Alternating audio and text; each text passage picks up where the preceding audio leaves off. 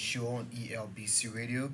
My name is Varley Kamara, and like I said, my last guest on the Super Morning Show this morning is Colonel Alex Dixon. He is the head of the Liberia National Fire Service. But before we delve into the interview with Colonel Dixon, let me read this public service announcement coming in.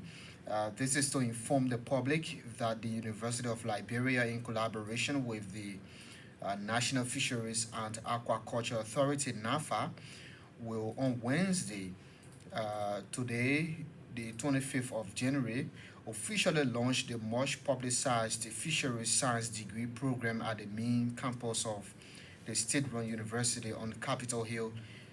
It can be recalled that the university administration, in partnership with NAFA, on the 11th of March 2022, signed a memorandum of understanding to start the Bachelor of Science degree program in fisheries management, as well as diploma in technical training program for certificate courses that Liberians can harness the potential that this sector presents. The program is being funded by the World Bank through NAFA. Those wishing to take advantage of this new career opportunity should endeavor to engage UL through its Office of Enrollment Services. The Fisheries Science degree program will be launched by Her Excellency Chief Dr. Joe Howard Taylor, Vice President, Republic of Liberia, and will be graced by other senior government officials, international partners. The public is also invited, and this announcement is signed by Louis B. Kono, the Director of Department of Communications and Media Services. 99.9. Well, Colonel Alex Dixon, good morning to you. Welcome to the Super Good Morning morning, Show. Varley. Good morning. How are you? I'm good this morning, and we bless God for life. Great. How's the fire service? We are doing great. Since we begin the year, things have been going on smoothly with a lot of fire outbreaks. Okay. Yeah, but so far we are doing good. Everybody in gear to begin this year with the issue of the climate change. Okay. Yeah. Great. Before we delve more into the specifics, let's know, when one thinks about the fire service, we know that you fight fire, you quench fire, but what is your mandate as per, the act that creates you? Okay, the act that created the fire department, that was in 1962, when the act was enacted into law. But the establishment of the fire department, that was 1948. Okay. But into law, fully was 1962 to 1968. Okay. Our sole full responsibility is to save lives and protect property. Okay. So then everybody believed that the only responsibility we have is to just go and extinguish fire, just to go when there's a fire. But then looking at where we are now with the fire department, we have touched the issue of rescue. Okay. Understanding the responsibility of a firefighter or of a fireman, you go beyond the issue of fighting fire. Of just, cutting the fire off. Yeah, the issue about just going and then you only hear when horse burn. Okay. But because of this particular administration, working in this administration and getting the full support of the president, we put this before him that the fire department is beyond being a fire department. So this time we are now the Liberia National Fire and Rescue Service. Oh, okay. Yes, because we go beyond fighting fire. We go where we rescue people, where there's a flaw, where you have people, maybe sometimes someone is in the well, you got horses breaking down, people are trapped in the house. We go there to see how best we can rescue them. When people you find, today you see the climate change now, you see in the water wave now is increasing. So you have the fire department going out to go and rescue people, picking up patients at night, carrying pregnant women up and down. When there's an accident, you see the fire department should be on an accident to make sure to rescue the people So it's in not that vehicle. so it's not necessary to go and cut fire off, but you can also rescue somebody from flooding. From flooding, yes. Okay. We can rescue animals and all. Wow. Yes. I mean, so with the rescue service attached to the fire department, because you honor the Ministry of Justice now. Yeah, sure. What sort of burden does that bring? It brings a huge burden. Let me say Huge- responsibility. yes, it brings a huge. Yeah, it's true. It's also a burden because the responsibility gives you a lot of burden that you have to face. So it brings the issue of huge responsibility. The responsibility is huge to the extent that the firefighter nowadays, their eyes are open throughout. Okay. Not only paying attention to fire now. Not only paying attention to fire. So any other emergency, once the opportunity is given us and then we have the logistics to go there, we're going to get on our scene. So what we always tell people, when there's an accident, the first people to arrive on the scene should be the firefighter. Wow. Yeah, should be the firefighter because firemen go in there to rescue the people that are in the vehicle, the victim of that accident, to go and rescue them. When you see the policemen coming there to find out and do a diagram, investigate as I drive, whether you get lesson. That's it. But the fireman coming on a scene, his responsibility number one to know whether that car, there will be an electrical shock on that car because the car carry flammable. It's electric. So the firefighter coming there to make sure that a particular car, there will be no explosive that will cause that car to burn. So what do? You rescue the people. You first, after rescue, then you apply your CPR to make sure that the people are normal, they are breathing normally. If nobody breathes normally and what is happening to them, you do a referral quick from that scene, carry them to a hospital. So that means that your personnel, your firefighters, these people, your staff, they are trained. They are trained in all these basics. Yes. Just recently, about last year, May, we had a team from Ghana because we work along with our partners.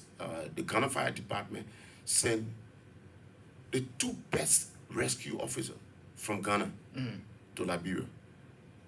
And my officers were taught on search and rescue. Wow. Two best officers from Ghana came here, and they were on your show here. They came from Ghana. They taught us. We went through 6 weeks training with them. So that through that, there are a lot of things that we did, and people were shocked when they saw the fire department performing on the day of the graduation. So we have been going through. We have a paramedic. I was expecting the medic chief to be here with me. We have a medical team, a very strong medical team that is headed by Colonel Lydia Grant. Okay. Yeah. Okay, so Colonel Dixon, 2018 to now that we're in the studio talking. Yeah. But let's just go back to 2018. Yeah. How did you meet the fire service? How did you meet that department? Thank you very much. And I'm sorry about Happy New Year to you and the management. When I met the fire department, this is where I let them travel with evidence. This is what I met at the fire department. I see a dilapidated fire truck. This is what President And Weah. they should be at Ashman Street, right? Yes, this is what President Weah met as president when it comes to the fire department. You can have this. Okay. And maybe the camera can Focus on that. can focus on that. Yeah. Yeah. You know. That was the truck that we met at the fire department. And how many 2018. of these is One. A single truck Wow. at the fire department when the president took over. When we were appointed to head the fire department, in less than 3 months, there was a Mercedes truck purchased by the government again. In 3 months. In a year time, through the president's instrumentality with the Indian government, we received additional 5 fire engines. And I will always tell people, The engine is the fire truck. is the truck, right? Yeah, the firefighting truck. Okay. So we received additional first in our history, Okay. first of its kind. in our country to have 2 brand new fire trucks sitting at once. First time in our history. So we received 5 new fire trucks, making it up to 6 new fire trucks in 5 years. In 5 years. So when you took over, there was nothing like we had things like to say to go on the fire scene. And I can tell you, one of the minister then that saw this was the maritime boss, Honorable Len Eugene Namwe. There was a fire at the Benson Hospital, and then he called me. He said, Alex, there's a serious fire here, Benson Hospital. I remember that fire. In fact, Yes. I covered that. Yeah. Yeah, I think you was on the scene. Yeah, I was on a truck. So this was the truck This- that went. Yeah, okay. this is the truck that went there. So when he saw the truck, he said, Alex, I that did the a truck re- here? I did a report on that. He said, Alex, this is the truck. I said, yeah. He said, wow, my man, then you trying your best. But then manage it, things will get better. Okay. So he was one of the officials at the time that really encouraged me, because I can tell you the truth. For what you do, and you come and meet certain things that you know you are not equipped to do it can discourage anybody to either agree to work or not. But he was one of those that really encouraged me. So when we saw the truck, he said, Alex, my man, that the thing you're coming for the fire? I said, yeah, this is what we've been using. This is what we're using. And even the crowd was angry at Yeah. the time. You saw the crowd was angry at the time. But I went in the midst of the crowd, and when the crowd even saw this truck, they themselves started to advocate, started Yeah. saying, no, we got to do something for fire service. We got to do something for fire service. And I believe that the president heard it. So in a month time, we got a Mercedes 514 truck. Okay. So now, how many engines do you have? Functional. Presently, we have about 6 engines. Okay. Functional. Functional, perfect, 6. So if you see from 2018 to now, we got 6 engines, and then we open stations. Okay. Under this administration, there was stations that are open to help people. We decentralize the fire department. Now, Grand Bassa County, you have a brand new fire truck in Grand Bassa. Because Grand Bassa, from our statistics, Grand Bassa is one of the counties that always are having a fire issue. So the establishment of a fire station Yeah. in a location is determined by statistics. Yes. Okay. Yes. And also the rehab in. Okay. Yeah, that one was surely the president he took that responsibility to make sure that the fire station in rehab, because of the community too, we too were getting a lot of fire outbreak from let's say the Duazon and coming from Ashmore Street, because our firefighting we used to do before our course, we used to leave from Ashmore Street to Marshall. And you check the distance then. So he said, you know what? Well, yeah, go ahead. But there's something that it is a perception in the public. Yeah. People always say that before the fire service respond to a fire, Yeah. they will come, they see the level, the magnitude of the fire, and go back for water, whatever. Is that true? I mean, tell us what really happens. How do you respond? Do you go well prepared, or you go and inspect and come back in? You see, the fire engine, to get the fire engine started, you need roughly about 50 gallons of fuel in the fire engine. And there's a fire in Red Light. And I'm taking a truck from Ashmore Street to go and see that particular fire. Then coming back before putting water in the truck and going back, it makes no sense. So that's not true. That's not true. It will never happen. It has never happened. No. So what happens? The fire truck, number one, the fire truck keeps water in it 24/7. 24/7, we have water in the truck. And the truck has 2 compartments. We have the chemical compartment, and we have the pure CO2 compartment that takes strictly water. And the chemical compartment, we mix it with a foam a chemical, that in case there's a chemical fire, maybe there's a electrical fire, we use that particular part of the truck to fight that fire. So water is in the truck 24/7. You can go, how will you leave your house? You go to school, then you leave your copybook bag and your pencil. And see whether the teacher will give notes. The teacher will give no. Then you go back home and take the copybook and the pen and go back. So, that's just perception, that's a belief. People just, I was on I think that was, let's say, right opposite Era supermarket. They had an electrical pole on fire. It burned there 24/7. So a guy was standing there, the guy said, wow, the fire service people, when they go to our market, they went there, they carried the truck, there was no water in the truck. Just watch it the way they come in. The way you see them coming, nothing will be on the truck. They will come and see. So when the truck came, put the men are instructed in the back, they extinguished the fire from the pole. Everything went off. And the guy was arguing, so there was a security lady that was telling the security lady said that. But you see the truck. You see what happening? The truck fighting the fire. So the guy said, oh yeah, I was there. No, I was not there. I said, my man, why you gotta keep carrying this information around? You see what happening? You wanna get in the truck? And I told you, I said, if you get from here, go to rehab now. There's a truck back in rehab at the station. And you tell the guys to start that truck and no water in the truck. Let the security guy hold $100. If no water in the truck, take the $100 and go. You can carry the $100.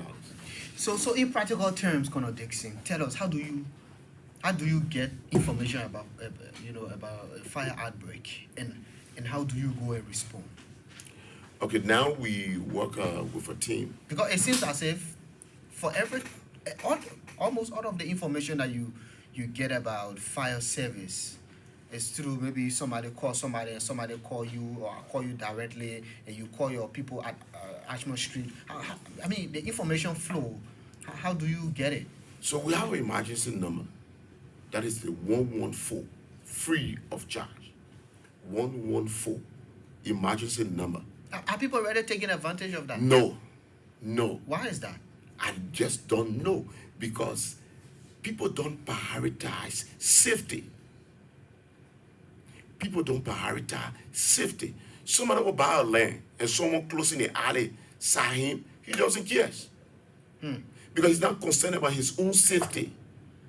So when I'm concerned about my safety, nobody can build me. I'm telling you, when there's an alley, even if you're not living in that particular direction, you're building in the next area closer to me, I'm going to stop it and call public works.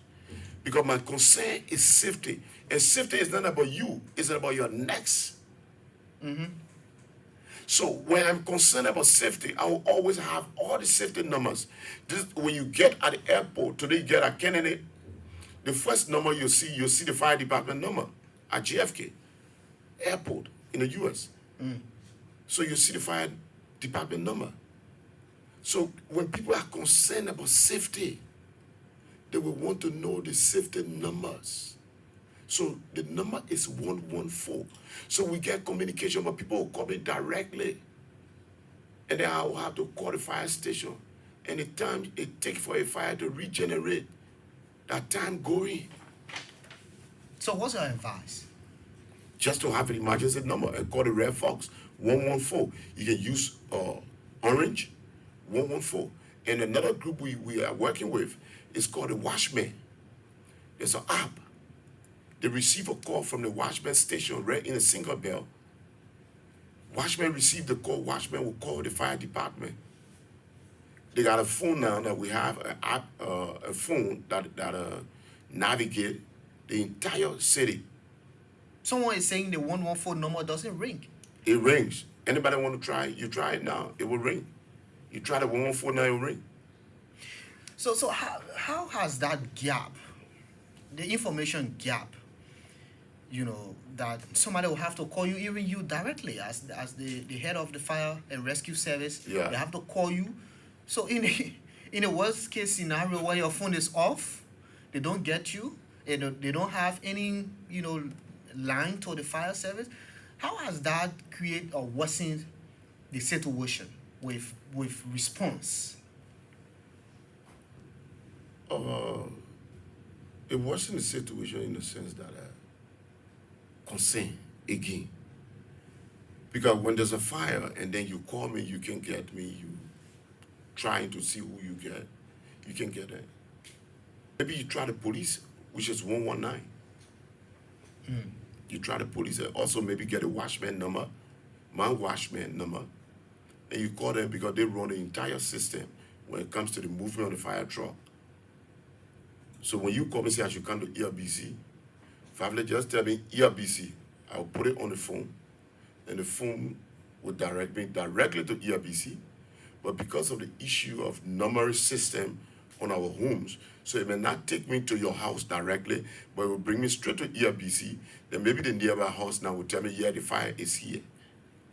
So maybe you could call the watchman, or you call the police in 911, and then we can come overstay. The police too, we both of us work together. So the police too sometimes call us through our network, and then we go through that. But the 114 number is a basic number. So if I call it now, or somebody else call it, another person on the line, and there are a lot of people that call the number to say things that are not right, and people send in false alarm to do that because they see it as a free number, so they use it to do anything they want to do. So Colonel Dixon, as we speak, how many fire stations do you have across the country? Okay, including Monrovia, everywhere. Okay, how many? For Monrovia now, we let's say the total fire station in Monrovia is about 5. Okay. We got a fire station in Maserati, in Grand Bassa County. We do have a fire station in Maryland County. We have a fire station in Sano County, fire station in Grangeda. We have a fire station in Mangibi. Apart from the ones in Monrovia, are the ones in the counties, are they functional? Are they responsive? Okay, they are not. They are responsive in terms of manpower. Manpower go and attend to the fire and do it in the normal ways. That has to do with before. Do they have trucks? No. Why? So what? Yeah, because everything has to do with budget. Okay. Everything has to do with the logistics that lead to those counties. So I always tell people that people should prioritize. So that's the challenge. That's the challenge for other counties. Okay. But I will give you the shocking news pretty soon. Yeah, because of the effort of the president when it comes to safety. In 5 years, what he has done when it comes to safety, you will get to know before we leave. Sure, we'll do that in the second half of the... So I want to say thank you while we're talking, the Chief of Medics, how far we are gone, and then improving the system, the issue of the medic team, improving it, establishing, building a fire clinic. The head of the medic department is here now. Yeah. So go ahead, you can introduce yourself, please. Good morning to all. I'm Colonel Lydia Grant, Chief of Medic and Ambulance Services at the Labrador National Fire Service. Okay. Tell us about the medic department. The Labrador National Fire Service Medic Department has been activated, and we have series of professionals of all walks of background according to our profession. We have nurses, we have PAs, we have midwives, we have other medical practitioners, we have a laboratory technician. So as part of the challenges, we are still incorporating other professionals to come in. We have a Renaissance magnetic machine that will take around from one community to another to do some health testing. It's very accurate. We not say 100%, but 99%. We go to the community, we talk to people, we give health talk, we do testing, and we bring out the results. You can take it to any hospital. We even have some people coming from the JFK who did some testing, and they still having some problem. We did a test, and then we recommended to go back to the JFK and other hospitals around the country, and they are seeing some fruitful results. Even the last week, we were at the Painsway Town Hall, where we have our substation. We did testing that we have 43 persons being tested. And yesterday, I also received a call from the community chairman that they really want us to go back there. And from here, we're going to discuss it with our bosses. And thank God our director is here, president. We're going to be doing the tour throughout the country. And looking at our strength, we have 27 medical professionals. Okay. We have 3 shifts. We work with the fire team, the firefighter. We go on call despite we have challenges when it comes to ambulance issue, or we respond with the fire truck. At any hour, once there's a call, we go with the fire truck. We receive calls from the public. Like just now, like I just came in a little bit late because we had a case, a accident case at the police station in my area, and then the police called me to email to help. I was always on the back coming, so I had to go and do some emergency rescue services. So I always carry my material along with me too. As a first line responder, we are always in a willingness to be able to respond. So that's part of the challenges. We are here. We work with the Ministry of Health. We also have the firehouse clinic that was being built by our director, Alex Dixie, 1 year back, but it has some challenges with the minister or the mayor, Okay. the mayor at the PSP Town Hall. But still, the structure is there. We go there to do random testing. We just worked there last week, and then right now the community chairman is also calling us back to do some testing. So we are appealing to the government to be able to strengthen us. We have the capacity. We can do it. We are professional people. We have most of us have a license. We are working. For me, I have worked with JSA from DFK for 9 years, and then other institutions. Okay. I'm a licensed health professional. We also have other licensed health professionals. So we are there. We are ready to respond to any case. We take calls from the general public. Wow. Wow, great. Thank you. Another great achievement. So, Colonel Dixon, let's come to, outlining the achievements. I mean, I just listened to Colonel Lydia Grant. I mean, the way she explained, I mean, it shows that medical aspect of the fire and rescue service, it has added some level of value. It means that like you stress the issue of the rescue, you're also looking at the medical aspect. So let's outline your achievements from 2018 up to now. Okay. Again, I will always say thank you to the president who gave us the opportunity to serve. And thank you to the Liberian people for accepting us. Since 2018, first of its kind, the fire department has taken 18 firefighters to the United States since 2018. For training? For training. Okay. Capacity building. Since 2018. One person traveled to Nigeria to do chemical weapon training. One person traveled to Morocco for the training. One person to Cameroon for training. 2 persons went to France for training. In 5 months' time, this is going to be a shocking thing. In 5 months' time. First, it was 5 months, but in the next 2 to 3 months, the president will be commissioning 5 fire trucks and 1 ambulance. In the next 2 to 3 months, wow. 5 fire trucks with 1 ambulance.